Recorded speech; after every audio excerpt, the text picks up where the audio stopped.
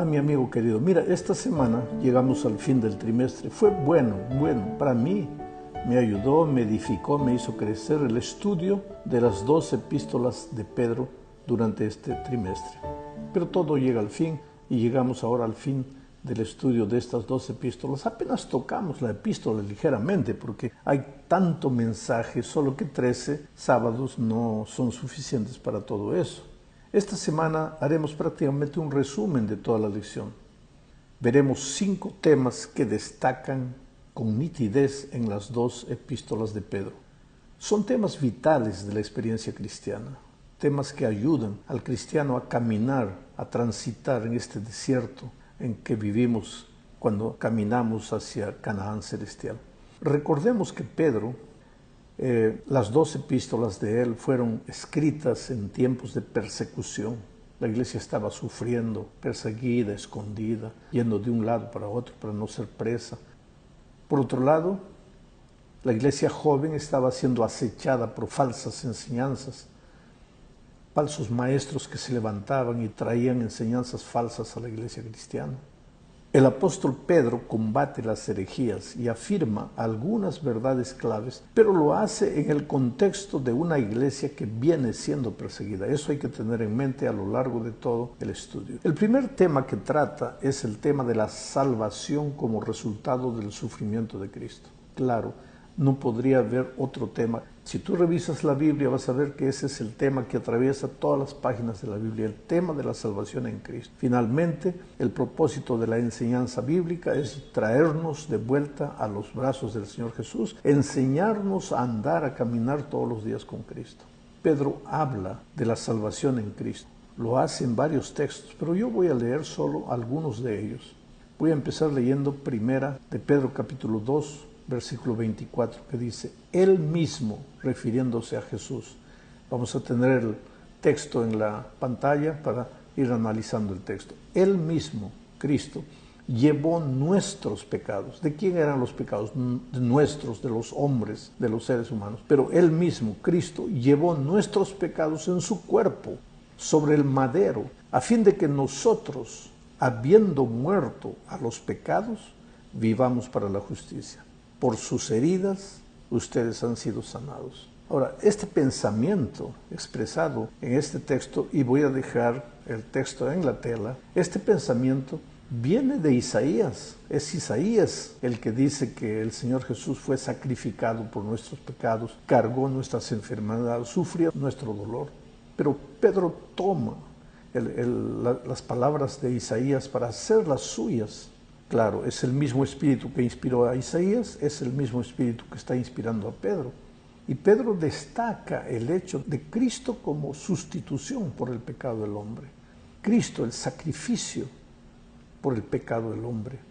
Los pecados eran nuestros, pero Jesús tomó en su cuerpo, Él es el Cordero, simbólicamente, tomó en su cuerpo nuestros pecados. En el tiempo de Israel, el pecador llevaba un corderito al templo y ahí en el altar colocaba el corderito, colocaba la mano en el cordero y transfería sus pecados al cordero.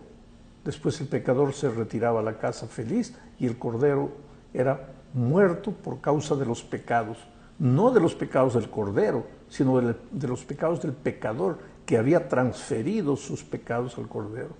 Esa es la situación con nosotros. Nosotros también transferimos nuestros pecados, pero no a un cordero, sino al Cordero de Dios que quita el pecado del mundo, que es el Señor Jesucristo. Entonces nosotros estamos en paz, perdonados por su gracia. ¿Por qué? Porque en el madero, el corderito en el tiempo de Israel moría en el altar. Cristo, el Cordero de Dios, murió en el madero. Y en el madero, en su cuerpo, cargó nuestros pecados.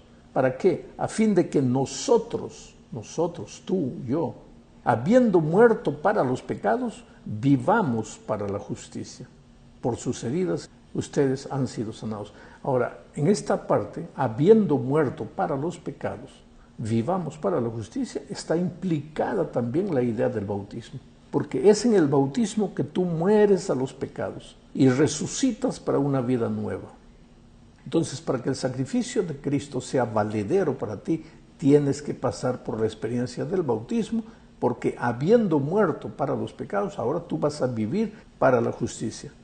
Ya no tienes que morir literalmente, porque Jesús ya murió por ti, pero tú tienes que morir en Cristo, y esa muerte en Cristo es a través del bautismo. Ahora estás feliz, y yo también tengo paz en mi corazón, porque por sus heridas hemos sido sanados. Otro texto de Pedro que habla de la salvación en Cristo es Primera de Pedro capítulo 1 versículos 18 y 19. Dice: tengan presente que han sido rescatados de su vana manera de vivir. Hemos sido rescatados. Aquí está la palabra rescate, redención. Éramos esclavos del pecado. Estábamos esclavizados en nuestra vana manera de vivir antes de conocer a Cristo. Esa vana manera de vivir la habíamos heredado de nuestros padres. Está el texto en la tela, ustedes están leyendo. Esa vana manera de vivir la habíamos heredado de los padres. Y nosotros fuimos rescatados. ¿Por qué? Por el sacrificio de Cristo.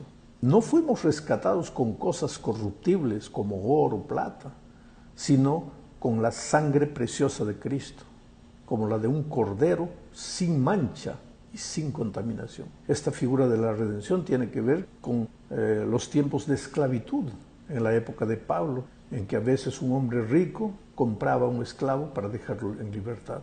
Cristo, el hombre rico, rico en amor, rico en misericordia, pagó el precio de nuestros pecados, nos libró de las manos de nuestra vana manera de vivir, donde estaba el diablo esclavizándonos, y ahora somos libres en él. El tercer texto que quiero leer es Primera de Pedro capítulo 3 versículo 18. Dice así: porque Cristo también padeció una vez para siempre por los pecados. ¿Por qué dice Cristo también padeció una vez para siempre por los pecados? Una vez para siempre, porque el corderito moría todos los días en el tiempo de Israel, pero con Cristo no. El Cristo, el Cordero de Dios, murió una sola vez y para siempre. ¿Por qué murió? Por los pecados. El justo, Cristo, por los injustos. ¿Quiénes? Los seres humanos. ¿Y para qué? Para llevarnos a Dios, porque estábamos lejos de Dios. El pecado nos llevó para lejos de Dios, y lejos de Dios no somos felices, vivimos en tragedias, llorando, sufriendo, solos, abandonados. Ahora Cristo, el justo, muere por el injusto. ¿Para qué? Para llevarnos a Dios, siendo a la verdad ahora muerto en la carne, pero vivificado en el Espíritu. Maravillosa lección de la salvación. Es abundante el tema, apenas lo estamos tocando con la punta de los dedos. En la segunda parte de esta lección veremos cómo debe vivir el cristiano, ya que ha sido salvado gratuitamente por la gracia maravillosa de Cristo. Quiere decir, la gracia no es argumento para que continúes viviendo en el pecado. No puedes decir que porque la gracia de Cristo es gratuita, tú puedes continuar viviendo en el pecado. La gracia de Cristo es perdonadora y al mismo tiempo transformadora. Por eso, Pedro dice en 2 de Pedro capítulo 3, versículo 11, lo siguiente: ya que todas estas cosas han de ser deshechas. ¿Qué clase de personas deben ser ustedes en conducta santa y piadosa? Interesante. Después de hacer una pregunta que debe hacernos pensar, ¿y cuál es esa pregunta? Ya que todas las cosas van a ser deshechas, ya que nuestra vida en esta tierra no es eterna, no es para siempre. Y por otro lado, ya que hemos sido comprados gratuitamente por la sangre de Cristo, entonces pues eso tiene que revelarse en una vida, en una conducta santa, piadosa. Entonces Pablo nos lleva a pensar en la forma en que debemos vivir los cristianos. Primero dice que todos enfrentaremos el juicio. Por lo tanto debemos vivir sabiendo que un día daremos cuenta de lo que hicimos.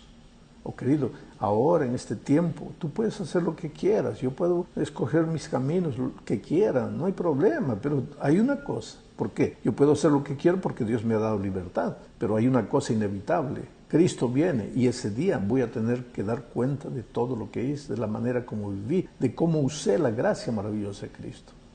Cristo murió por nuestros pecados, eso es verdad.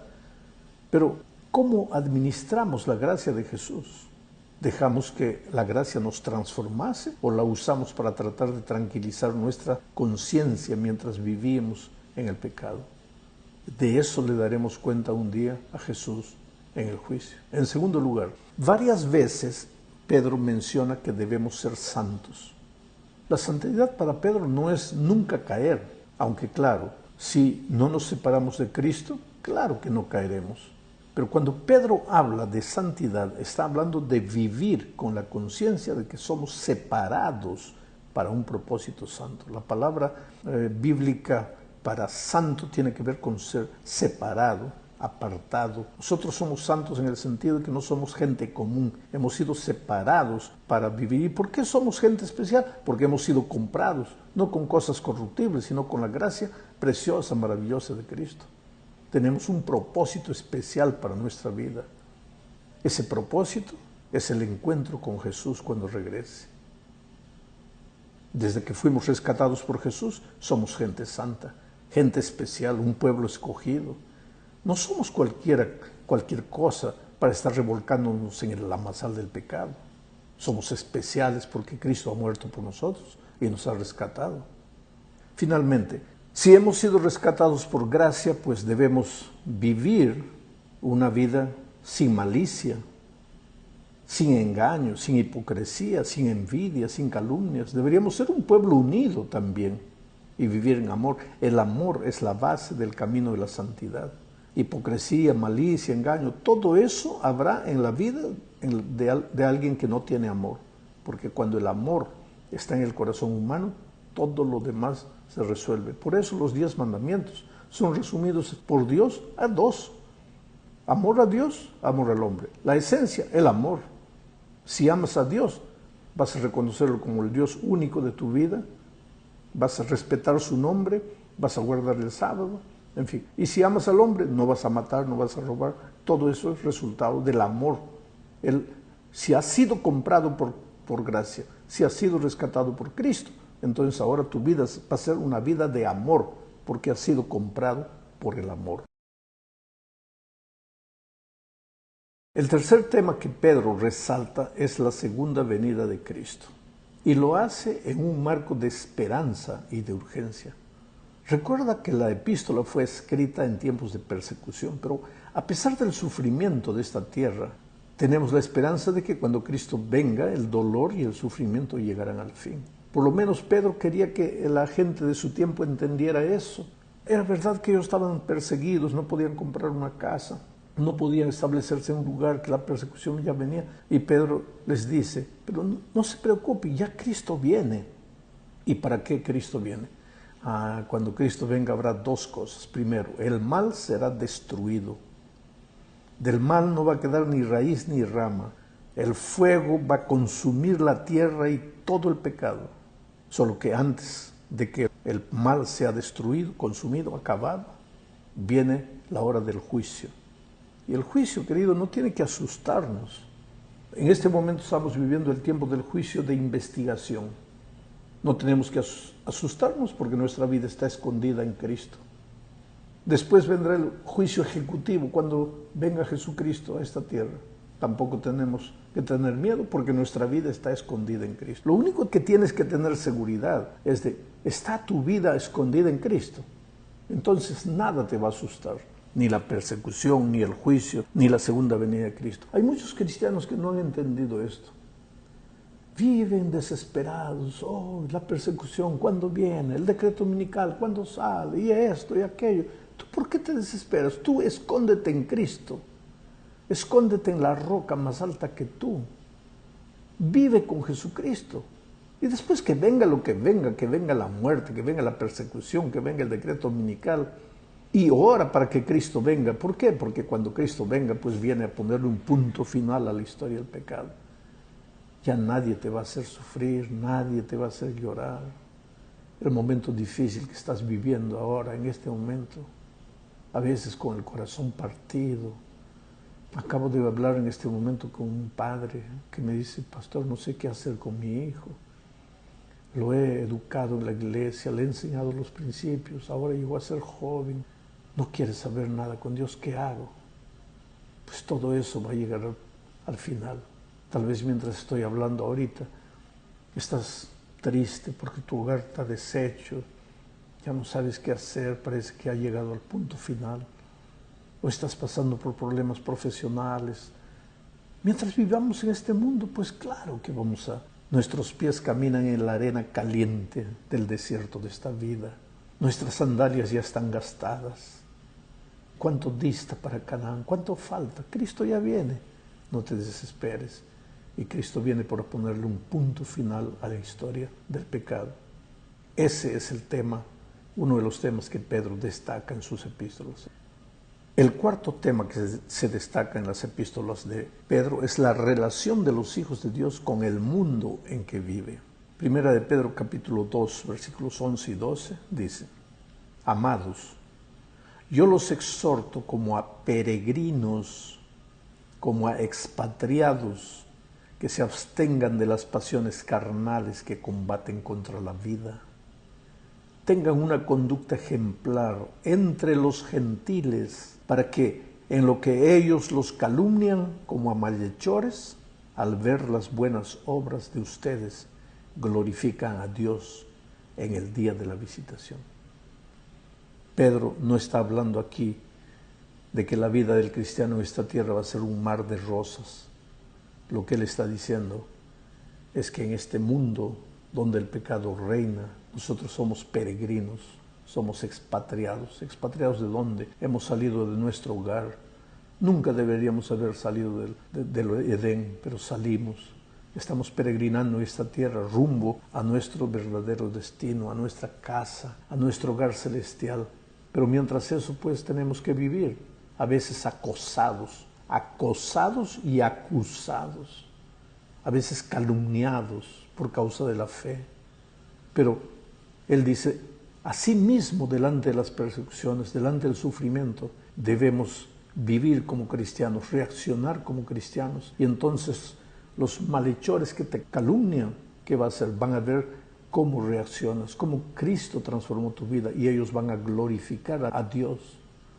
Y en el día de la visitación, que cuando Cristo volverá, pues tú tendrás la gran recompensa de la vida. Ahora, mientras vivas en esta tierra, también tienes que saber relacionarte con las autoridades, respetarlas. No siempre las autoridades son el ideal de autoridades, son seres humanos. Nuestra misión en esta tierra como cristianos no es criticarlas, condenarlas, juzgarlas, sino confiar, respetarlas.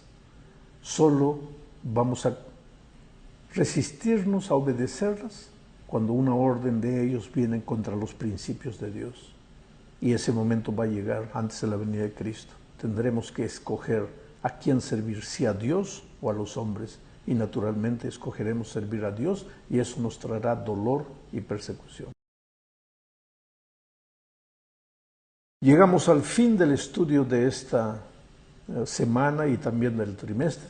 El quinto tema es la primacía de las Escrituras. Primera de Pedro 1, 10 al 12 dice: acerca de esta salvación han inquirido e investigado diligentemente los profetas que profetizaron de la gracia que fue destinada para ustedes. Mira, está hablando del Antiguo Testamento.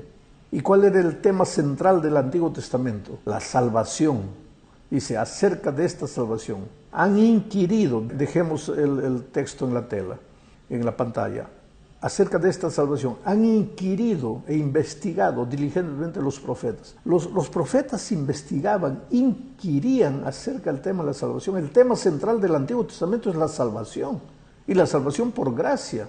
Y ese tema continúa siendo el tema central del Nuevo Testamento. Dice, acerca de esta salvación han inquirido e investigado diligentemente los profetas que profetizaron de la gracia que fue destinada para ustedes. Ellos escudriñaban para ver qué persona y qué tiempo indicaba el Espíritu de Cristo que estaba en ellos, quien predijo las aflicciones que habían de venir a Cristo y las glorias después de ellas. A ellos, a los profetas, les fue revelado que, no para sí mismos, sino para ustedes, o sea, para la gente del tiempo de Pedro, administraban las cosas que ahora les han sido anunciadas por los que les han predicado el Evangelio por el Espíritu Santo enviado del cielo, cosas que hasta los ángeles anhelan contemplar. El tema central de todo el texto es la palabra de Dios, que es el Evangelio. La palabra de Dios es el Evangelio. Es por eso que el mensaje que la iglesia anuncia es el Evangelio. Es por eso que en Apocalipsis 14, aparece el ángel teniendo el evangelio eterno para predicarlo. Evangelio es esperanza, no es condenación, no es anuncio de tragedias. Eso tú puedes hacerlo porque los profetas también lo hicieron. Advertir que si el pecador no se arrepiente, va a enfrentar la condenación, la muerte eterna finalmente. Pero a partir de ese momento, anunciar la esperanza. Hay esperanza para ti. No tienes que caminar en dirección de la muerte. Vuelve al Señor Jesucristo. Entrégate al Señor Jesucristo. Tu vida no te pertenece. Tu vida le pertenece a Jesús. Hoy es el día de buena nueva. Hoy es el día de salvación. Eso es evangelio eterno. No tienes por qué vivir sufriendo. Cristo ya sufrió por ti. No tienes que vivir muriendo. Cristo ya murió por ti. Cristo nació para morir en la cruz. ¿Para qué? Para que tú, que habías nacido condenado a morir, vivas la vida eterna cuando Cristo vuelva. Que Dios te bendiga.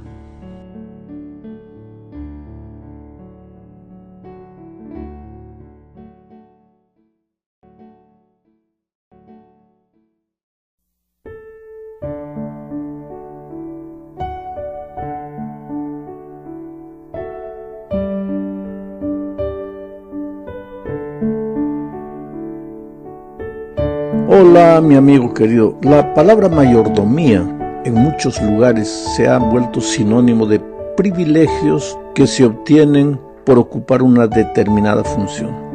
Así, por ejemplo, se habla muchas veces de la mayordomía en la que viven los que abusan del poder. Pero la verdad es que la Biblia usa la palabra mayordomo en el sentido de ser un administrador de los bienes de otra persona, como era el caso de de José, que administraba los bienes de Potifar. De aquí deducimos que la mayordomía cristiana no es otra cosa sino la administración sabia de la vida que Dios nos confió. Somos administradores de la vida. Ahora, la sierva de Dios tiene una cita que me impresiona. Está en el Comentario Bíblico Adventista, tomo 1, página 1096. Dice: Dios creó al hombre para la gloria divina, para que después de pasar por la prueba, la familia humana pudiera llegar a ser una con la familia celestial. El propósito de Dios era repoblar el cielo con la familia humana, si hubiera demostrado obediencia a cada palabra divina. Adán había de ser probado para ver si iba a ser obediente como los ángeles leales o desobediente. Si hubiese soportado la prueba, hubiera instruido a sus hijos tan solamente en un sendero de lealtad. Su mente y sus pensamientos habrían sido como la mente y los pensamientos de Dios. Su carácter habría sido modelado de acuerdo con el carácter de Dios. ¿Sabes que este pensamiento es clave para entender el tema de la mayordomía cristiana? Porque estamos a prueba en este mundo. ¿Sabes por qué estamos a prueba? Porque, mira, si no podemos ser fieles a Dios, si no podemos administrar la vida con sabiduría, en 80 años que como máximo vamos a vivir en esta tierra, ¿cómo seremos fieles a Dios en la eternidad? Entonces, nuestra vida en esta tierra también es una prueba para ver si merecemos la confianza divina para vivir la eternidad con Él. Ahora, para tener un concepto claro de este tema y no pensar que mayordomía tiene que ver solo con dinero, que fidelidad y una administración sabia de la vida tiene que ver solo con diezmo, necesitamos analizar al tema a la luz de la columna vertebral del cristianismo, que es el propio Cristo. Jesús es el personaje central de la vida cristiana. Sin Cristo solo nos resta pues un amontonado de ideas bonitas, pero ideas vacías. Es Jesús el que le da sentido a las Escrituras, le da sentido a la vida, a la doctrina y a todo lo que el ser humano observa y experimenta. Lee, por ejemplo, la manera maravillosa como Pablo considera a Cristo en su propia vida. Leamos lo que dice Filipenses capítulo 3, versículos 8, 10 y 11. Y a decir verdad, incluso estimo todo como pérdida por la excelencia del conocimiento de Cristo Jesús, mi Señor. Por su amor lo he perdido todo y lo veo como basura para ganar a Cristo, a fin de conocer a Cristo y el poder de su resurrección y de participar de sus padecimientos para llegar a ser semejante a Él en su muerte, si es que de alguna manera llego a la resurrección de entre los muertos. ¡Qué manera sublime de hablar de Cristo! Él es todo y por causa de Él, dice, lo he considerado todo lo otro basura. Pero lo más significativo es que quien dice esto es nada más y nada menos que Pablo. ¿Y quién era Pablo? Mira, en los versículos 4 al 7 del mismo texto de Filipenses 3, él había dicho, aunque yo también tengo de qué confiar en la carne. Si alguno piensa que tiene de qué confiar en la carne, yo más. Fui circuncidado al 8º día, soy del linaje de Israel, de la tribu de Benjamín, soy hebreo de hebreos, y en cuanto a la ley, fariseo, en cuanto a celo, perseguidor de la iglesia, en cuanto a la justicia que se basa en la ley, irreprensible. Pero todo lo que para mí era ganancia, lo he estimado como pérdida por amor de Cristo. Y después dice, lo he considerado basura. Porque en la vida de Pablo, Jesús era todo, era el principio, era el medio, era el fin. Y en la vida del cristiano, Jesús tiene que ser todo. Es una pena que a veces hay cristianos, yo digo sinceros, que creen que hablar de Jesús, colocar a Jesús como el centro de la experiencia cristiana, es hablar de agua con azúcar, es hablar de una gracia barata, de un evangelio que no cuesta nada. ¡Qué interesante! Cuando Cristo es la columna vertebral de la vida del cristiano, de su fe, no hay enseñanza bíblica sin Cristo. Desde el Génesis hasta el Apocalipsis, Jesús es un hilo rojo que atraviesa cada página de la Biblia. Y qué tremendo ejemplo nos da el apóstol Pablo. Y no era solo Pablo. Para los discípulos también Cristo era todo en todo. El espíritu de profecía, por ejemplo, dice en Hechos de los Apóstoles, página 23, lo siguiente. Los discípulos habían de realizar su obra en el nombre de Cristo. Todas sus palabras y hechos habían de llamar la atención al poder vital de su nombre. ¿Qué nombre? Cristo, para salvar a los pecadores. Su fe habría de concentrarse en aquel que es la fuente de la misericordia y el poder. ¿Quién? Cristo. El nombre de Cristo había de ser su consigna. El nombre de Cristo habría de ser su divisa distintiva. El nombre de Cristo, su vínculo de unión. La autoridad para su curso de acción y la fuente de éxito. Nada que no llevara su nombre. ¿Nombre de quién? Cristo. Y su inscripción de quién? Cristo. Había de ser reconocido en su reino. Por lo tanto, si nosotros queremos entender la esencia espiritual de la mayordomía, de la sabia administración de la vida, tenemos que hacerlo a la luz de Cristo. Porque solo Cristo le da sentido a cualquier cosa que nosotros podamos creer. En la segunda parte de este comentario, veremos que para administrar la vida de manera sabia es pues necesario entender también el tema del santuario, porque el tema del santuario también es Cristo. La doctrina del santuario es clara en la epístola a los Hebreos.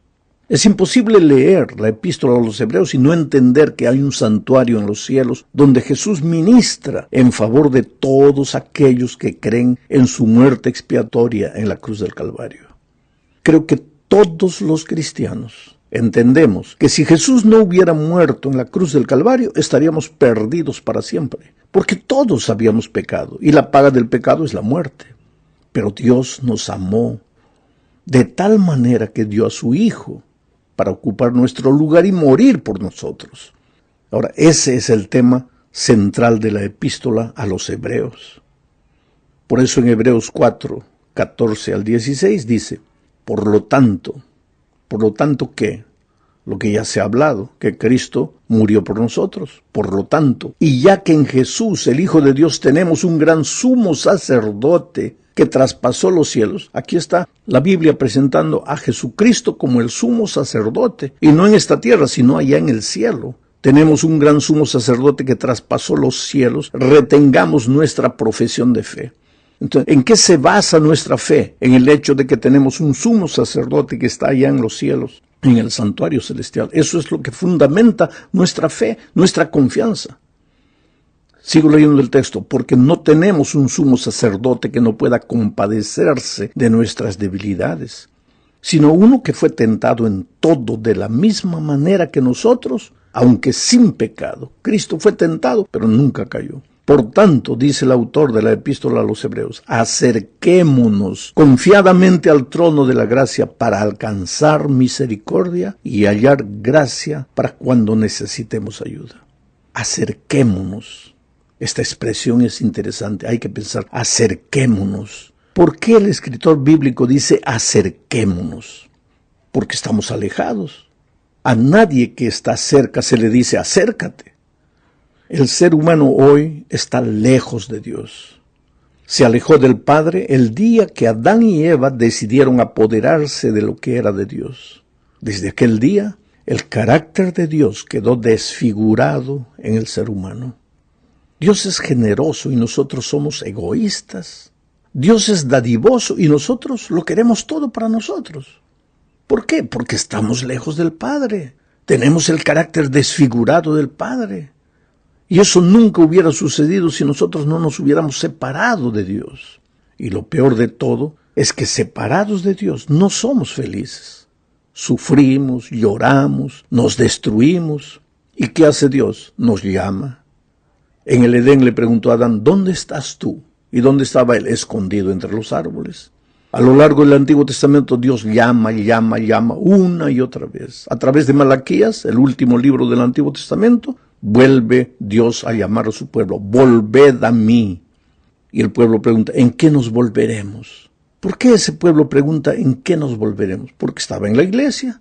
Guardaban el sábado, cumplían las leyes, todo, pero no eran fieles, no se habían devuelto a Dios por entero, con el ser completo, con el corazón y con todo lo que tenían. Cuando Jesús vino a esta tierra, lo primero que hizo fue llamar de nuevo a sus hijos. Venid a mí todos los que estáis cansados y agobiados. Y hoy sigue llamando.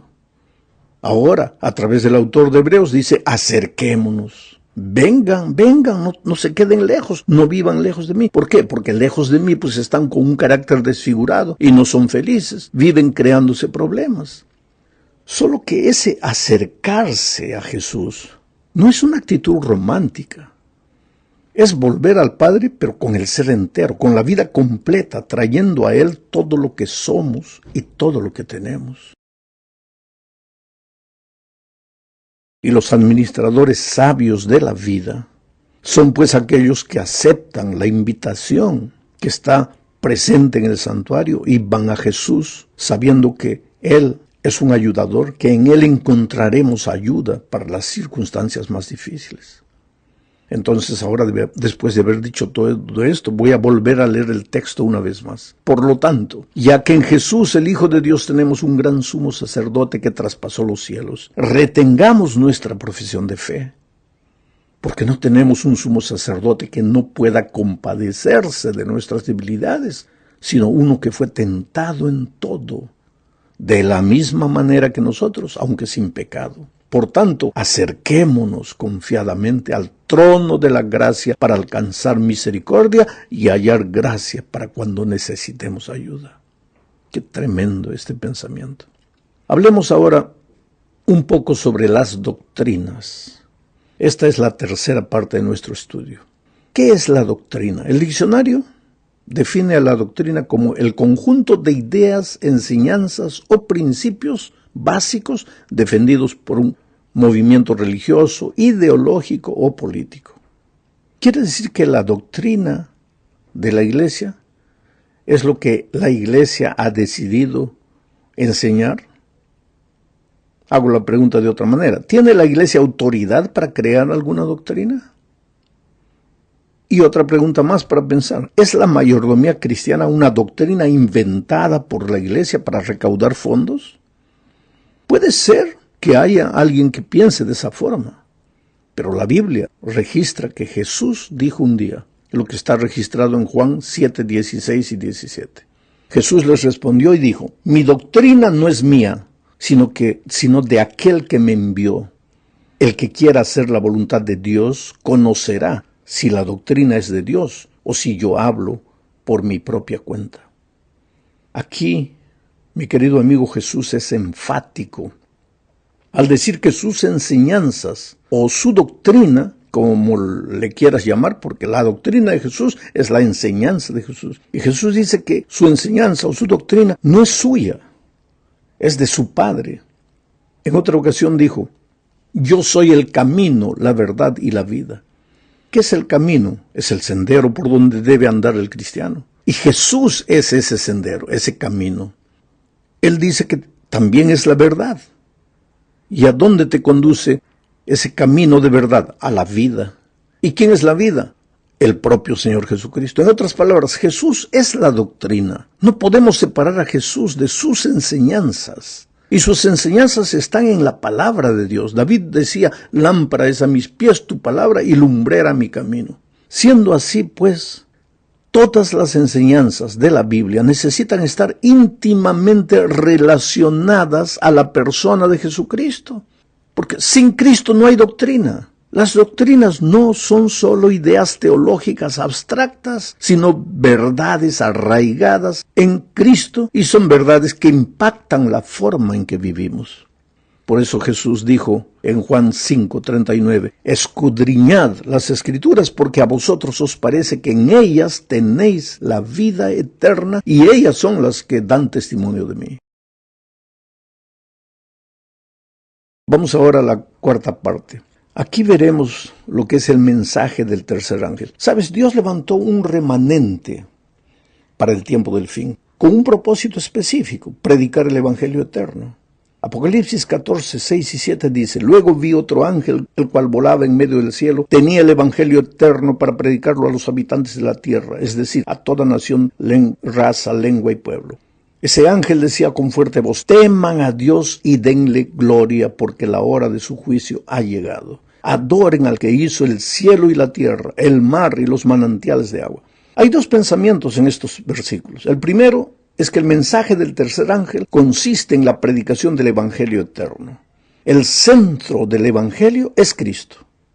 Por lo tanto, predicar el mensaje del tercer ángel es predicar a Cristo. Sin Él no hay Evangelio. Evangelio es la buena noticia de aunque nosotros pecamos, hay salvación en Cristo. El segundo pensamiento del texto que leí es que el propósito de la predicación de ese Evangelio es que los seres humanos teman a Dios y le den gloria, porque la hora de su juicio ha llegado, y que adoren al que hizo el cielo, la tierra, el mar y los manantiales de agua. Aquí encontramos el tema de la sabia administración de la vida. Porque sabiduría es colocar a Dios en primer lugar, devolverle la honra, devolverle todo lo que le pertenece a Él. Ese mensaje es urgente porque vivimos en un tiempo en que los seres humanos adoran cualquier cosa menos a Dios.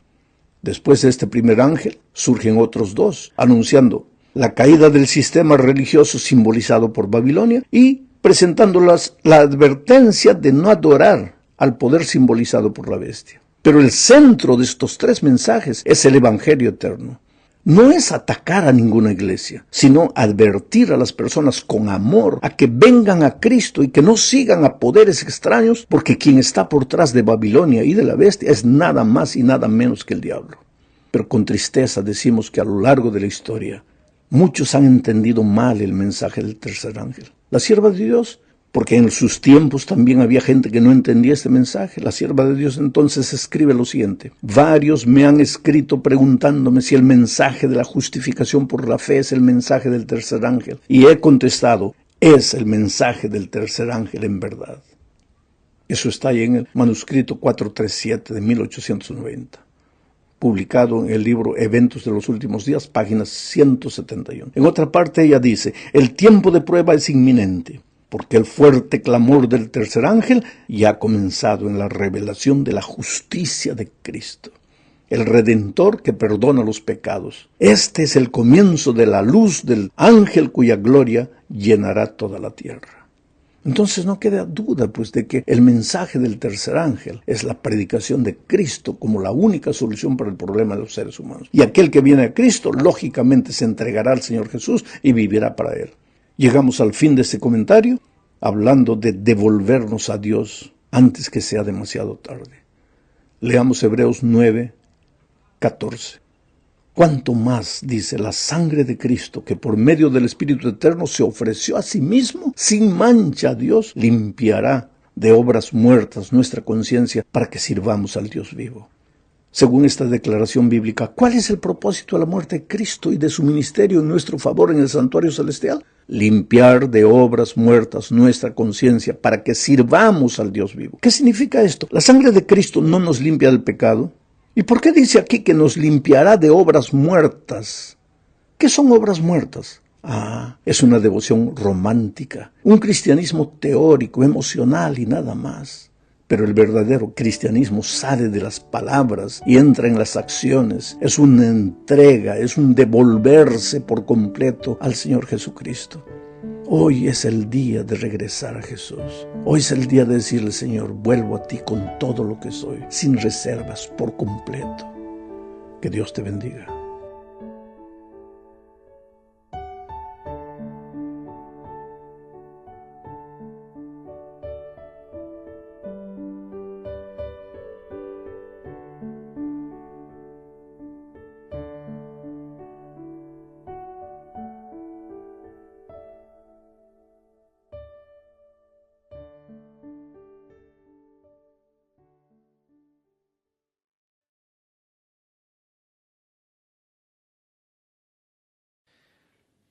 Queridos, vamos a abrir la Biblia en el Salmo 119. Vamos a leer esta noche, vamos a estudiar la sexta estrofa, que va del capítulo 41 al 48. Ya les dije que el Salmo 119 tiene 22 estrofas, cada estrofa tiene 8 versículos. Es interesante que el alfabeto hebreo tiene 22 letras y este salmo tiene 22 estrofas. Y si ustedes miran su Biblia, antes de cada estrofa hay una palabrita en hebreo ahí. En la estrofa sexta, a partir del versículo 44, la palabra es van. Esas palabras son las letras del alfabeto hebreo. Cada estrofa tiene el nombre de una de las letras del alfabeto hebreo. ¿Y sabes por qué? Porque esta poesía, este Salmo 119 es una poesía, es un acróstico. Te explico. En la primera estrofa, todas las primeras palabras empiezan con la letra A del alfabeto hebreo. En la segunda estrofa, todas las primeras palabras empiezan con la letra B.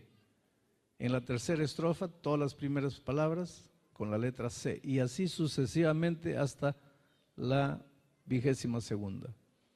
Solo que en castellano, pues el traductor no pudo transferir esa belleza literaria para respetar el contenido. Era más importante el contenido que la forma.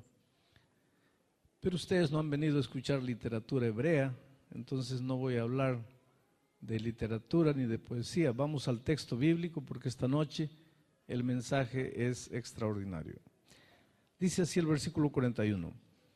Venga a mí tu misericordia, oh Jehová, tu salvación conforme a tu dicho. Miren ustedes que el salmista relaciona salvación con misericordia. La salvación no es fruto de tu esfuerzo. La salvación no es porque tú hiciste algo para merecerla. Nadie merece la salvación. La salvación no es por merecimiento. La salvación es por la misericordia de Dios. La misericordia es el amor de Dios llevada a su más grande expresión. Cuando escuches la palabra misericordia, entiende amor, pero un amor multiplicado, un amor grandioso, un amor completo. Infelizmente en el español nosotros usamos la misericordia como compasión, pero en hebreo la palabra misericordia no quiere decir compasión, es el amor llevado a su plenitud. Difícilmente el ser humano siente misericordia en hebreo, en español sí, porque en español es compasión. Ves un perrito herido, tienes misericordia del perro, pero la misericordia divina no es compasión. La misericordia divina es amor llevado a sus últimas consecuencias, el amor que llevó a Cristo a morir en la cruz del Calvario. Esta noche vamos a hablar un poco de salvación. Mira, muchos cristianos todavía no han entendido lo que es la salvación. Muchos cristianos piensan que la salvación es la vida eterna que Jesús nos va a dar cuando Él vuelva. Y ahí entonces ya no vamos a sufrir, ya no vamos a llorar, ya no vamos a morir, ya no vamos a padecer de cáncer, vamos a ser felices allá en el cielo.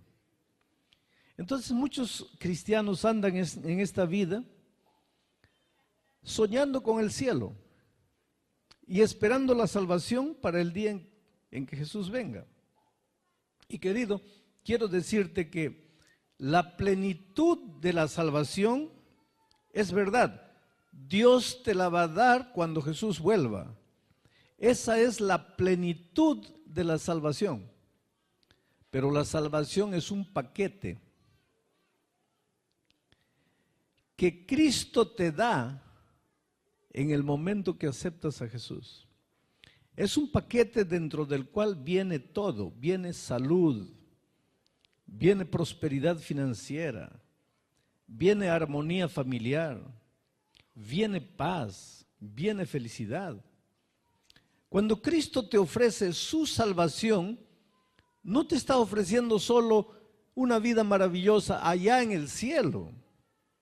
Cuando Cristo te ofrece su salvación, también te está ofreciendo una vida maravillosa aquí en la tierra.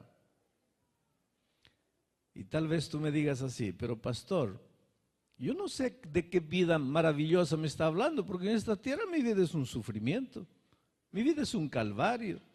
Estoy con mi esposa enferma, he perdido el empleo, el dinero que gano no me alcanza para nada. Y yo acepté a Jesús. Y en el momento que acepté a Jesús, acepté a la salvación. Pero esa vida maravillosa no llega. ¿Sabes por qué es eso? Porque tú no has aceptado a Jesús como debes aceptarlo. O entonces no has entendido la salvación. Tú no puedes, querido, andar por la vida diciendo así: yo merezco sufrir porque yo soy cristiano, yo merezco ser pobre porque yo soy cristiano. Y hay muchos cristianos que andan en la vida así. Y todavía usan la Biblia para decir así: los pobres siempre los tendréis. La Biblia dice que a los pobres siempre los tendréis. Sí, la Biblia dice eso. Pero ¿en qué parte de la Biblia dice que esos pobres tienen que ser los hijos de Dios? Oh, queridos, pobres siempre va a haber. Porque siempre va a haber gente que no recibe la bendición de Dios porque no quiere recibirla. Pero la Biblia no dice que a los pobres los vamos a tener en la iglesia. Al contrario, cuando tú aceptas a Jesucristo, estás aceptando la salvación. Y la salvación, aunque cuando venga Jesús vas a recibir la plenitud de la salvación, vida eterna, en esta tierra ya empiezas a usufruir los beneficios de la salvación. Y te explico de manera práctica cómo. Por ejemplo, tú no conocías a Jesús, tú no cuidabas tu cuerpo. Porque cuando no conocemos a Jesús, pues no cuidamos el cuerpo. Le metemos de todo al cuerpo. Le metemos cigarro, le metemos alcohol, le metemos droga, le metemos veneno, le metemos de todo. Entonces vivimos enfermos. Porque la vida tiene sus consecuencias. Si tú no cuidas tu cuerpo, pues... Pero ahí tú conoces un día a Jesucristo y encuentras que la Biblia dice que tu cuerpo es templo del Espíritu Santo. Entonces, si es templo del Espíritu, tienes que cuidar tu cuerpo. Y ahora dejas de fumar, dejas de beber, y como dejas de beber, dejas de llegar a la casa y pegar a tu esposa, pegar a tus hijos, dejas de pelear, dejas de hablar palabras feas, ahora te vuelves un esposo, una buena esposa, un buen hijo, un buen empleado, y como te vuelves un buen empleado, te aumentan de sueldo y nadie te quiere perder, porque nadie quiere perder a un buen empleado. Y como dejas de fumar, ahorras el dinero que gastabas en cigarro. Y como dejas de beber, ahorras el dinero que gastabas con la bebida. Y como haces todo eso, mejoras de salud. Quiere decir, en esta tierra ya empezaste a disfrutar de los beneficios de la salvación. El problema es que cuando tú aceptas a Jesús, inmediatamente piensas así: ah, bueno, ahora ya no puedo hacer esto porque esto es pecado, lo otro es pecado, esto es pecado, aquello es pecado. Y lo peor es que hay cristianos que cuando te enseñan la Biblia solo te enseñan lo que es pecado. Y querido, la vida no es andar pensando qué es lo que es pecado. La Biblia es vivir esa relación de amor con Cristo, vivir para Él. Y cuando tú vives para Él, el único beneficiado eres tú. El único beneficiado eres tú. De eso vamos a ver un poco más adelante. Bueno, Cristo quiere darte la salvación, pero el salmista dice esta noche que la salvación no es un diploma de honor que tú ganas porque te has portado bien. La salvación no es una medalla de oro que Dios te da porque has probado que eres bueno. La salvación es únicamente porque Jesús te ama. Únicamente porque Jesús te ama. Y querido, si hay algo que necesitas entender esta noche, es que Jesús te ama. Y Jesús te ama como eres. Eres malo, Jesús te ama. Eres bueno, Jesús te ama. ¿Quieres aceptar a Jesús? Jesús te ama. ¿No quieres saber nada de Jesús? Jesús te ama. ¿Eres un ateo? Jesús te ama. ¿Eres un hombre perverso, corrupto? Jesús te ama. Puede ser lo peor en la vida, Jesús te ama. En realidad tú puedes hacer lo que te dé la gana, lo que quieras hacer, puedes hacer porque Dios te hizo libre. Pero hay una cosa que no puedes hacer, y es que Jesús deje de amarte. Porque hagas lo que hagas, Él te va a amar. Te va a amar hasta el fin. Pero tú no entiendes eso. El ser humano no entiende el amor de Dios. ¿Sabes por qué? Porque cuando el hombre piensa en el amor de Dios, piensa en términos de su amor. Y nuestro amor humano, querido, por más puro que nos parezca, nuestro amor humano es un amor mezquino, es un amor egoísta. Te explico lo que estoy diciendo. Tú dices a tu esposa: yo te amo, yo te adoro, tú eres la mejor cosa para mí, yo sería capaz de sacarme un riñón para darte ahí para que puedas vivir. Y ella te cree, y yo también creo que tú la amas, y creo que tú eres sincero cuando dices eso. Pero si un día tu esposa te traiciona, ¿a dónde se va tu amor? Inmediatamente le muestras la puerta a la calle. Ese es el amor humano. Dice a su hijo: yo te amo. Pero si tu hijo un día se emborracha y te da un golpe, ¿lo sigues amando? Entonces, cuando tú piensas en el amor de Dios, tú piensas en ese tu amor. Es por eso que mucha gente dice: yo estoy sufriendo porque Dios me está castigando, mi hijo está con cáncer porque Dios me está castigando, yo estoy así porque Dios me está castigando. Porque tú piensas que Dios es un Dios que mira para la tierra y ve, a ver, ¿quién se porta bien? Para darle las bendiciones. ¿Y quién se porta mal? Para hacerlo sufrir, para darle esas maldiciones. Oh, querido, ese Dios no existe. Él dice así: mira los pensamientos que tengo acerca de ti. Son pensamientos de paz y no de guerra. Pensamientos de amor y no de odio. Oh querido, Jesús te ama. Aunque seas lo que seas, aunque hagas lo que hagas, aunque vivas como vivas, Jesús te ama y nunca harás alguna cosa que haga que Jesús diga, ah, me cansé de amarte, ya no te amo más. Jesús siempre te amará, siempre, hasta el fin te seguirá amando. Un día yo estaba saliendo de un estadio y viene un muchacho y me dice, pastor, Jesús no me ama a mí. Le dije, ¿por qué no? Me dice, Él no puede amarme a mí. Él puede amar a cualquiera, pero a mí no. ¿Pero por qué piensas que a ti no te puede amar? Porque yo soy un homosexual, pastor. Le dije, pero Dios te ama. Le dice, pastor, usted no entendió. No entendí qué cosa.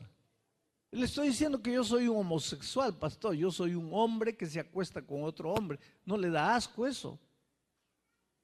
Le dije, hijo, mira, a mí me puede dar asco. Pero gracias a Dios que quien te va a salvar no soy yo. Quien te va a salvar es Jesús. Y Él te ama. ¿Te acuerdas de la parábola del hijo pródigo? El hijo pródigo estaba en el excremento del puerco, comiendo comida de puerco, dándole comida a los puercos, viviendo como puerco, como marrano, como chancho, no sé qué nombre le das tú, como puerco. Su cabello crecido, desgreñado, desordenado, sucio. En el cabello habían pelotas de mugre, uñas negras, largas, sucias, oliendo a estiércol de puerco. Y él volvió al padre así. ¿Y qué dice la parábola? Cuando el padre lo vio volver, salió a su encuentro. Y cuando llegó y ya lo iba a abrazar, dijo, ah, qué asco, no puedo abrazarlo así. Entonces mandó a los siervos y dijo, por favor, báñenlo a mi hijo, cámbienle de ropa, porque así sucio no lo puedo abrazar. ¿Eso es lo que la Biblia dice?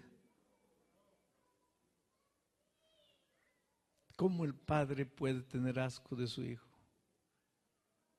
La Biblia dice, Jesús mismo dijo, si vosotros siendo hombres sabéis dar buenas dádivas a vuestros hijos, ¿cuánto más vuestro Padre que está en los cielos? La parábola dice que el padre abrazó a su hijo, oliendo a puerco, lo besó y en su amor lo transformó. Pero este muchacho me decía, no, a mí Dios no puede amarme porque yo soy un homosexual. A mí nadie me ama. La iglesia no me ama, mis padres no me aman, mis amigos no me aman, nadie me ama. Y es posible, querido, que en esta vida nadie te ame. Es posible que en esta vida llegue un momento en que tú mismo te miras en el espejo de la vida y te detestas, te odias, no te amas. Pero Jesús te ama. Como eres, con tu carácter, así celosa como eres, así gritón, impaciente, egoísta. Dios te ama. ¿Y sabes por qué te ama así? Porque cuando Jesús te mira, Él no te mira como lo que eres. Él te ve, Él te mira, pero Él te ve como lo que un día tú vas a llegar a ser transformado por su amor. En este momento tú eres piedra bruta, pero cuando Jesús te mira no te ve piedra bruta.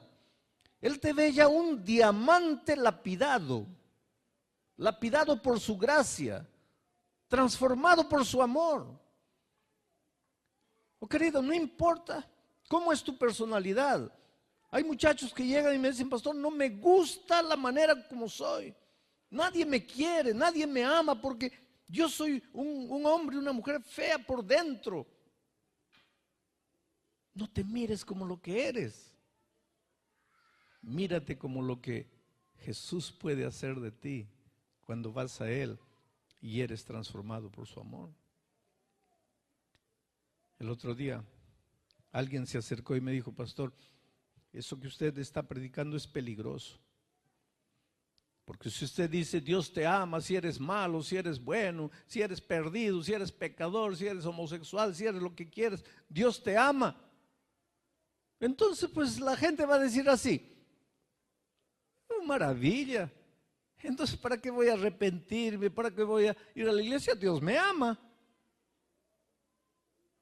Y querido, te digo, escúchame bien, tú no necesitas arrepentirte para que Dios te ame. Tú no necesitas venir a la iglesia para que Dios te ame. El amor de Dios es incondicional. Yo te estoy hablando del amor de Dios. No te estoy hablando de la salvación.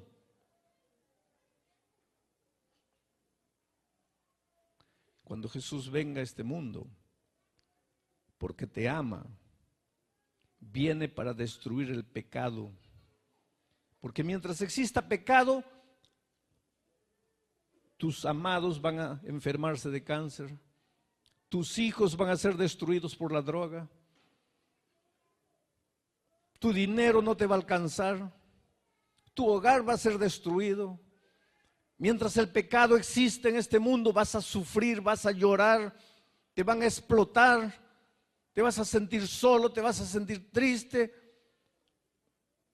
Mientras existe el pecado en este mundo, no puedes ser feliz. Por lo tanto, Jesús, que quiere que seas feliz, viene a este mundo para acabar con el pecado, para destruir el pecado. Entiéndeme bien, Él no viene para destruir seres humanos. Jesús no quiere destruir seres humanos. Jesús viene a destruir el pecado, el pecado. Pero cuando Jesús venga, algunas personas van a ser destruidas. No porque Jesús quiere destruirlas, porque Jesús viene para destruir el pecado. Y las únicas personas que serán destruidas son aquellas que se agarraron del pecado y no quisieron dejarlo. Se quedaron aquí. Entonces cuando la destrucción venga, no viene sobre ellos, viene sobre el pecado. Pero ellos reciben la destrucción porque no quieren salir del pecado. Por eso la palabra de Dios dice: hoy es el día de buena nueva. Hoy es el día de salvación. Lo que Jesús te está diciendo es: sal. No te quedes ahí, porque está llegando el día en que la destrucción vendrá para acabar con el pecado. Y si tú no sales, vas a morir, vas a ser destruido. Y yo te amo, no quiero que seas destruido. Pero querido, tú no te vas a perder porque Dios dejó de amarte, porque Él nunca dejará de amarte. Tú te vas a perder porque tú no quisiste salir, no quisiste abandonar la vida de pecado. Es por eso que la Biblia es un llamado constante. Desde el Génesis, cuando Dios llega al jardín del Edén y dice: Adán, ¿dónde estás? Hasta el Apocalipsis, cuando en los últimos versículos dice: y el Espíritu y la iglesia digan: ven. Y el que oye diga: ven. Y el que tenga sed, venga y beba del agua de la vida. La Biblia es un libro de llamado. Dios llamándote: hijo, ven, ven. Y es por eso que todas las noches yo me quedo aquí parado diciendo: ven, ven. Hoy es el día de buena nueva. Hoy es el día de salvación. Dios te ama y quiere que seas feliz. Quiere darte la vida eterna cuando Él venga, pero en esta tierra quiere darte alegría, felicidad, un hogar feliz. Y es por eso que te dice: ven. Pero tu salvación, querido, no depende del hecho de que te has portado bien, de que has guardado los mandamientos, de que has cumplido esto, de que has hecho. No, no, no. Tu salvación depende únicamente del amor maravilloso de Jesús. Y ese amor maravilloso de Jesús es tan grande que te enseña a andar. Porque tú sabes que nadie aprende a andar de repente. Jesús te va enseñando lentamente. ¿Te acuerdas cuando aprendiste a andar? No, no te acuerdas, eras muy chico. Aprendiste a andar a los 9 meses, 10 meses. al año. Pero yo me acuerdo un día cuando mi hijo mayor empezó a andar. Yo estaba viajando, predicando el evangelio. Cuando llegué a la casa, mi esposa me dice, párate ahí, que nuestro hijito tiene una sorpresa para ti. Y lo sacó a mi hijito y lo colocó ahí. Y él se quedó así con las piernas bambas.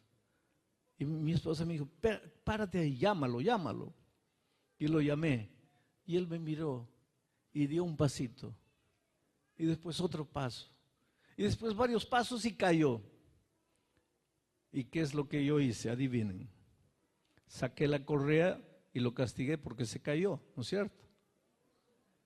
Oh, querido, ¿qué padre desalmado haría eso?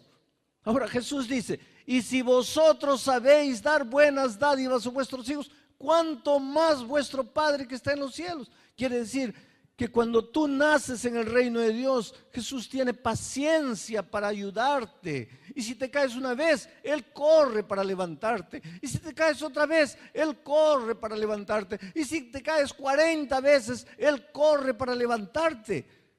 Por eso es que tú no puedes tener miedo. Hay mucha gente que dice, no, yo no me entrego a Jesús porque todavía yo no sé andar, porque todavía... No, pero nunca vas a aprender si no te entregas a Jesús. Es Él que te va a ayudar, es Él que te va a dar fuerzas para vencer el pecado, es Él que te va a cuidar. Tienes que creer en el amor maravilloso de Jesús. Vamos a seguir estudiando este salmo impresionante. Dice así, venga a mí tu misericordia, oh Jehová, tu salvación conforme a tu dicho. Aquí hay otra cosa, la salvación es conforme al dicho ¿de quién? Al dicho de Dios. Tu salvación conforme a tu dicho. Pero hay mucha gente que piensa que la salvación es conforme al sentimiento. Y entonces dice así, pastor, yo no siento que estoy salvado. Oh, querido, tú no tienes que sentir, tú tienes que creer, porque la salvación no es conforme a lo que sientes. La salvación es conforme al dicho de Jehová. Y lo que Jesús ha dicho es que si le has entregado tu vida, eres una nueva criatura. Pero no siento. No tienes que sentir. Tienes que creer. ¿Ya pensaste cuando Jesús encontró a ese paralítico que no podía andar y le dijo así, levántate, toma tu lecho y anda? Si el paralítico hubiese dicho, pero Señor, no siento, se hubiera quedado paralítico por el resto de la vida. Pero aunque no sentía, creyó. ¿Creyó qué? Que la salvación es de acuerdo a su dicho, no es de acuerdo a lo que yo siento. ¿Y sabes por qué? Tú no vas a sentir nunca. O si sientes alguna cosa, lo único que vas a sentir es que eres pecador y que no mereces y que estás perdido. ¿Sabes por qué? Mira lo que dice el salmista un poco más allá. Venga a mí tu misericordia, Jehová, tu salvación conforme a tu dicho, y daré mi respuesta a mi avergonzador. ¿Quién es ese tu avergonzador? ¿Quién es tu avergonzador? El diablo. Querido, el diablo hace de todo para que caigas, y una vez que caes, él es el primero en venir y decir así, estás viendo, no vales nada. Eres un pobre, miserable pecador. ¿Qué quieres tú yendo a la iglesia? Dos caras, una cara en la iglesia, otra cara aquí, hipócrita. Mejor ándate, salte de la iglesia. ¿Qué estás haciendo en la iglesia? Miren cómo es el diablo, ¿eh? Él es el que te lleva a pecar y después él es tu grande avergonzador. Y entonces tú sientes que estás perdido, sientes que eres indigno, sientes que no debes ir. ¿Cuántas veces yo encuentro gente que dice, pastor, yo voy a volver a la iglesia un día, pero cuando deje mis pecados? Cuando dejes tus pecados vas a volver a la iglesia, no vas a volver nunca, porque nunca vas a dejar tus pecados solos. Tú tienes que venir a Jesús para que Él te saque. ¿Ya pensaste si el hijo pródigo hubiese dicho así? Voy a bañarme, voy a limpiarme, voy a cortarme el cabello, voy a echar perfume para volver a mi padre. Nunca hubiera vuelto. Él fue como estaba, oliendo a puerco, y el padre lo amó y lo recibió. Entonces, ¿por qué tú quieres arreglar tu vida antes de entregarte a Jesús? ¿Por qué tú quieres corregir tu vida antes de venir a Jesús? Tú tienes que venir como estás y Él te va a recibir. Y cuando tu avergonzador te dice que no vales nada, que eres un pecador, ahí dice el salmista, tu respuesta al avergonzador va a ser: mi salvación no depende de lo que yo soy. Mi salvación no depende de lo que tú me llevaste a hacer. Mi salvación depende del dicho de Jehová. Mi corazón no depende de lo que yo siento. Yo me siento un pecador, yo soy un pecador, pero yo creo que Jesús me ha dicho que me ama y me va a salvar por su misericordia, y ese es el dicho de Jehová, y yo creo en eso. Y tu avergonzador va a desaparecer y nunca más va a querer hacerte sentir pecador. Versículo 42 dice: y daré mi respuesta a mi avergonzador, que en tu palabra he confiado. En tu palabra he confiado. Tú has escuchado muchas veces la palabra fe en la vida cristiana. Nosotros decimos: hay que tener fe, hay que tener fe. El cristiano debe ser un hombre de fe. Pero muchos cristianos no entienden lo que es fe. A veces los cristianos piensan que fe es un poder mental, porque inclusive hay un versículo que dice que si tuviésemos fe como un granito de mostaza y dijésemos a este monte que se pase para allá, se pasaría. Entonces mucho cristiano se concentra: a ver, pasa para allá, pasa para allá, pasa para allá, abre el ojo, no pasó, entonces no tengo fe. Oh, querido, fe no es poder mental. Fe no es poder mental para hacer que las cosas sucedan. Hoy día hay tantas iglesias que te ofrecen un milagro para curar, pero tienes que traer aquí una ofrenda, y si tú traes una buena ofrenda, Dios te va a escuchar. Y si no sanas, es porque no has tenido fe. ¿Qué cosa es fe? ¿Sabes? La mejor definición de fe es confiar. Fe es confiar. Cuando tú dices yo tengo fe, estás diciendo yo confío. Yo tengo fe en Dios, quiere decir yo confío en Dios. Pero el ser humano confía en todo menos en Dios. Y te voy a probar cómo confías en todo. Te duele la cabeza, te vas a la farmacia y compras una aspirina. Nunca viste al farmacéutico, nunca viste el laboratorio, nunca viste a la persona que preparó, que envolvió. No conoces al vendedor, pero agarras la aspirina y te la tomas, con la confianza de que te va a pasar el dolor de cabeza. Y si te estuvieses tomando una pastilla de cianureto de potasio, un veneno mortal. Pero tú no conoces a nadie y crees, tú confías. Entras al avión, no conoces a las aeromosas, no conoces al piloto, no conoces al dueño de la empresa, y te sientas y duermes, porque te vas para Miami y te duermes pensando que cuando te despiertes vas a estar en Miami. Y si el piloto te lleva al triángulo de las Bermudas y te echa ahí. No, pero tú no crees eso, porque tú confías. Pero confías en Él sin conocerlo. Confías en Él.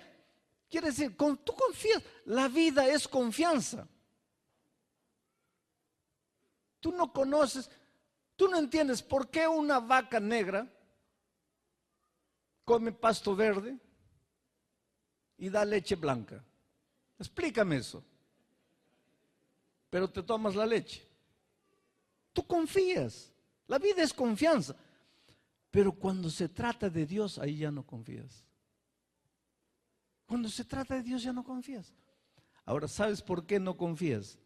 Porque tú no conoces a Dios. Porque para confiar en una persona hay que conocer a la persona.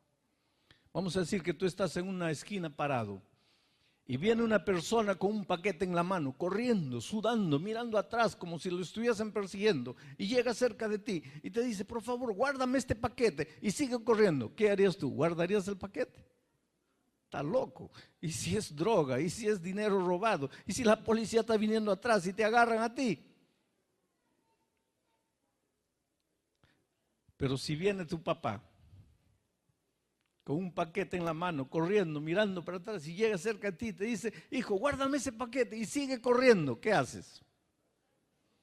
El otro día un muchacho me dijo, pastor, ahí es que no guardo. Porque el papá no era de los buenos papás. Pero la mayoría de los padres nunca le harían un mal al hijo. Entonces tú guardarías el paquete, ¿por qué? Porque conoces a tu papá.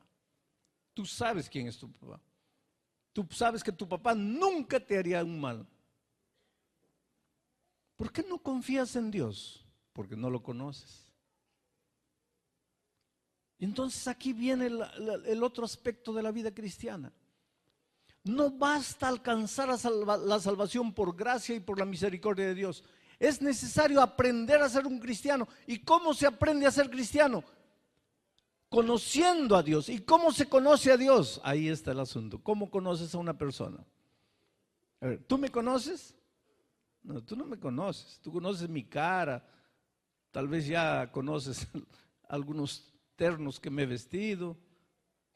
Pero tú no me conoces. ¿Sabes quién me conoce? Mi esposa, mis hijos, mi secretaria. Esas personas sí me conocen. Yo siempre digo, predicarles a ustedes es la cosa más fácil, porque no me conocen. Pero predicar a mi esposa, a mis hijos, a mi secretaria. Yo me emocioné el otro día cuando estaba en el aeropuerto, mi secretaria iba a hacer una cirugía y yo estaba en el aeropuerto ya para tomar el avión. Y sonó el teléfono y agarré el teléfono y me dice mi secretaria, pastor, en este momento me van a colocar la anestesia. Pero yo no quería que me colocasen la anestesia sin que usted ore por mí. Y yo oré en el teléfono ahí por ella. Y después en el avión me quedé pensando, yo trabajo hace 20 años con esa señora. Ella me conoce. Y todavía confía en mi oración. Eso es emocionante. Ella cree en mi oración. ¿Por qué? Porque me conoce. ¿Cómo se conoce una persona? Cuando se pasa tiempo con la persona. Cuando se convive con la persona. Así se conoce una persona. Te voy a decir algo que te va a asustar. ¿Por qué se novia?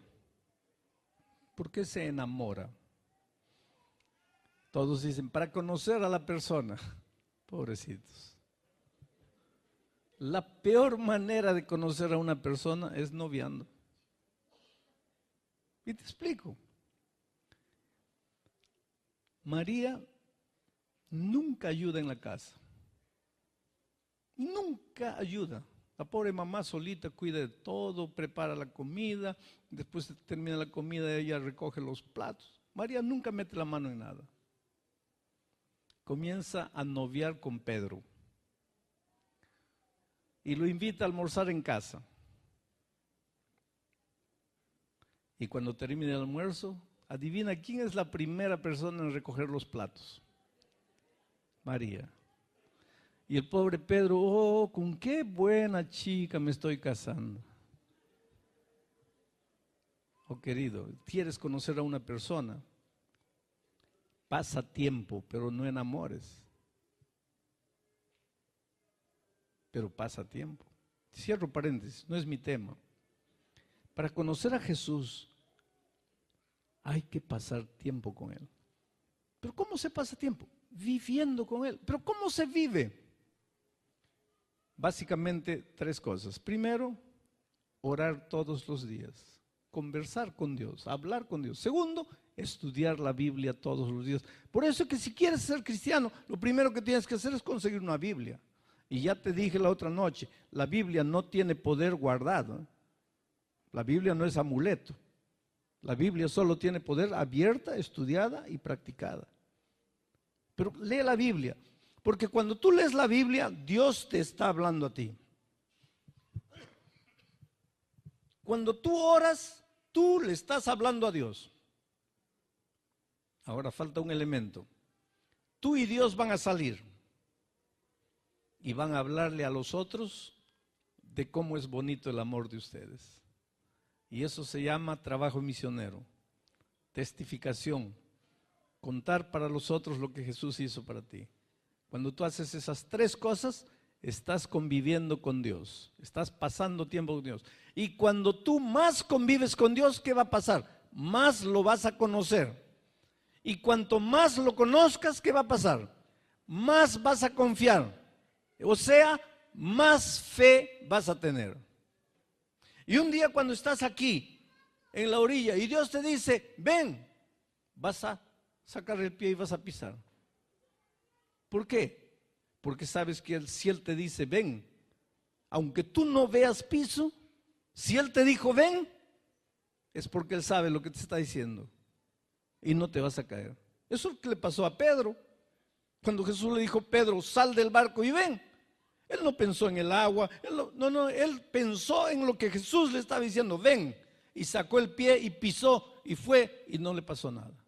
Pero en el momento que sacó los ojos de Jesús y comenzó a mirar para otro lado, comenzó a hundirse de nuevo. La vida cristiana es confiar.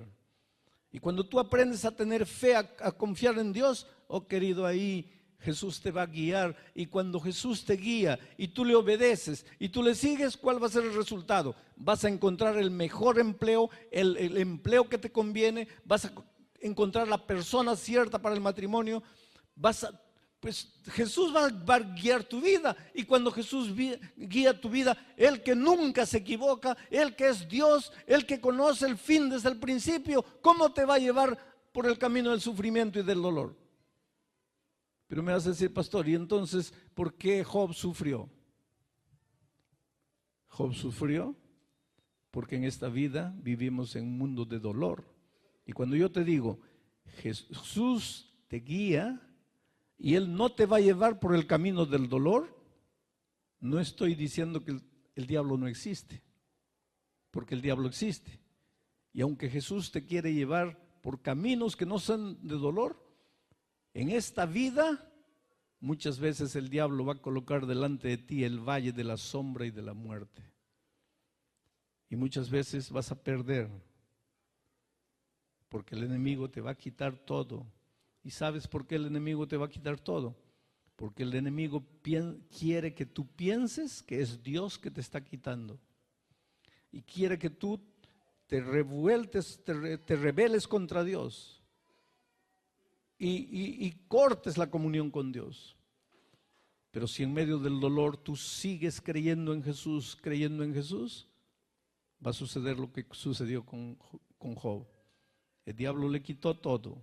Le quitó los hijos, le quitó la hacienda, le quitó el dinero, le quitó la salud. La esposa lo miró y le dijo, maldice a Dios y muérete. Lo peor de lo peor, lleno de caracha, desde la cabeza hasta el pie, sarna. Los pies lo lamían, los perros lo lamían. Qué estado miserable de un hombre que siempre había amado a Dios. Cualquiera en el lugar de Job podría decir, para eso yo serví a Dios. Para eso le entregué mi vida a Dios. ¿Dónde está Dios? ¿Por qué no me cuida? ¿Por qué no me ayuda? Pero Job dijo, si Jehová me dio todo, entonces Jehová tiene el derecho de quitarme todo. Pobre Job, no era Dios que le había quitado, pero el pobrecito no entendía. Él pensaba que era Dios que le había quitado. Quien le había quitado es el diablo. Dios nunca quita. Si alguna cosa Dios te va a quitar, es el vicio, es la miseria, es la depravación, es el pecado. Eso sí Dios te va a quitar. Pero dinero, salud, esposa, casa, Dios nunca te va a quitar. El diablo sí, le quitó. Pero querido, el diablo te puede quitar lo que quiera. ¿Por cuánto tiempo? ¿Un día? ¿2 días? ¿3 días? ¿1 mes? Pero Jesús te va a devolver todo. Y te va a devolver en doble. Porque a Job, Dios le devolvió todo en doble. Doble de hijos, doble de casas, doble de haciendas, doble de dinero. Lo único que Dios no le devolvió en doble fue la esposa. Porque Dios siempre quiso que el hombre tenga solo una esposa. Si no, también le daba 2. El diablo le quitó, pero Dios se lo devolvió todo. Y quién sabe, tú eres un hombre bueno, fiel, honesto, sincero con Dios, y así mismo el diablo te está quitando todo. Está bien, que te quite hoy, mañana. Pero si tú crees en Jesús, si tú le entregas la vida a Jesús, si tú tienes fe en Jesús, si tú conoces a Jesús, Él te va a devolver todo y te lo va a devolver en doble, en triple, cuadruplicado, cuanto quieras. Porque Dios dice, Él abrirá las ventanas de los cielos y derramará bendición sobre ti hasta que abunde. ¿Dice así? No, no dice hasta que abunde. Hasta que sobreabunde. Dios no quiere tu heladera llena. Dios quiere tu heladera súper llena. Dios no quiere para ti un carro de $3,000 o de $1,000 que se vive parando cada kilómetro. Dios quiere para ti un carro de $60,000. Tienes que creer en eso. Dios es Dios y Dios puede darte.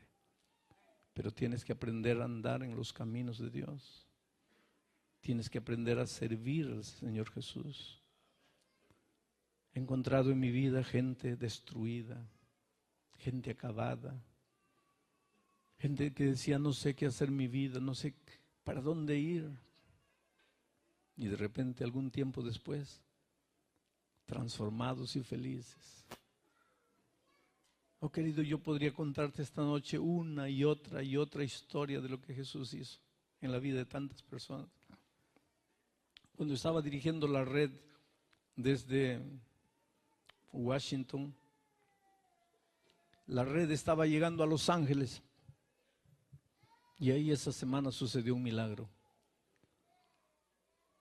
Un año después me contaron la historia.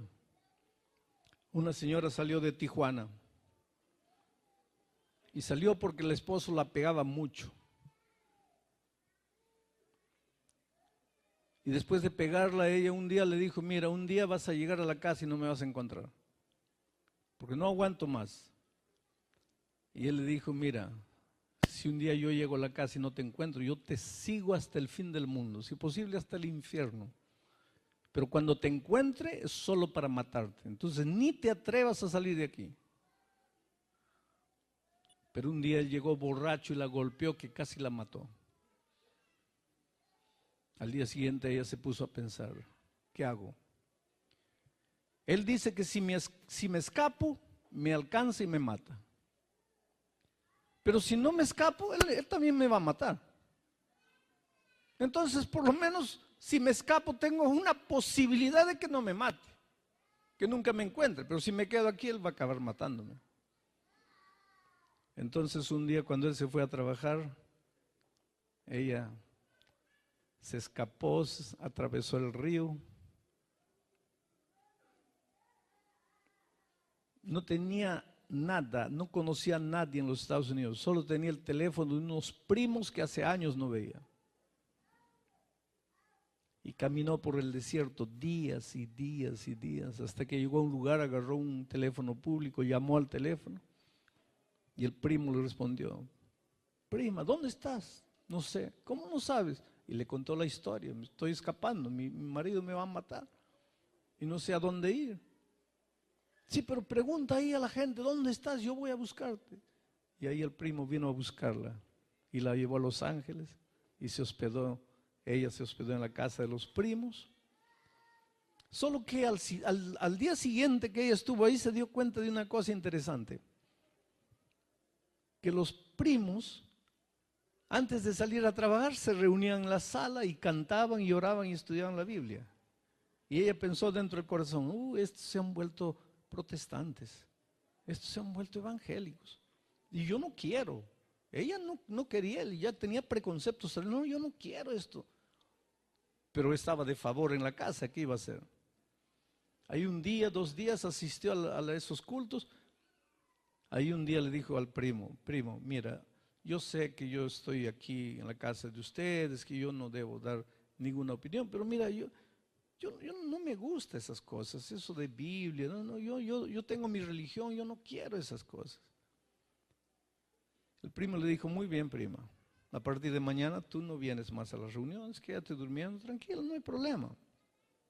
Tú eres nuestra prima y te amamos y te vamos a ayudar a buscar un empleo, en fin, te vas a quedar aquí para que tu esposo no te encuentre. Pero hay una condición. El sábado va a empezar una campaña de evangelismo vía satélite de Washington y nosotros vamos a recibir en la iglesia la señal. Si tú vienes una noche, solo una noche, listo, ya está, nunca más vienes a las reuniones. Y él dijo, está bien, una noche yo voy. Y fue la primera noche. Y el Espíritu de Dios tocó su corazón. Y la segunda noche los primos ya no le dijeron nada, pero cuando ellos estaban saliendo, ella también, ¿puedo ir con usted? No, claro que puedes. Y fueron. La tercera noche, la cuarta noche, llegó el jueves. Yo hice un llamado para el bautismo. Yo conté la historia de Lázaro, cómo Jesús encontró un cadáver ya en estado de putrefacción y lo resucitó. Y pregunté esa noche, ¿qué puede haber en tu vida? ¿Tu casamiento está muerto ya como un cadáver de 4 días? Jesús puede resucitarlo. Tú dices, ¿cómo? Es imposible. Para ti es imposible, pero no para Jesús. Entrégale el corazón a Jesús. Ven a Jesús esta noche. Y ella se levantó y vino adelante. Estaba llorando emocionada aquí, con los ojos en el suelo, y de repente sintió que alguien le apretaba el brazo. Y miró y casi muere, porque quien le estaba apretando el brazo era el esposo. Y el esposo le había dicho, el día que te encuentre es solo para matarte. Y ella quedó impávida. ¿Qué había sucedido? Cuando ella se escapó, el marido descubrió que ella tenía unos primos en Los Ángeles. Y él también se echó al río y atravesó la frontera y caminó días. Antes de salir de Tijuana se consiguió la dirección de los primos y comenzó ahí a quedarse al otro lado de la calle de los primos.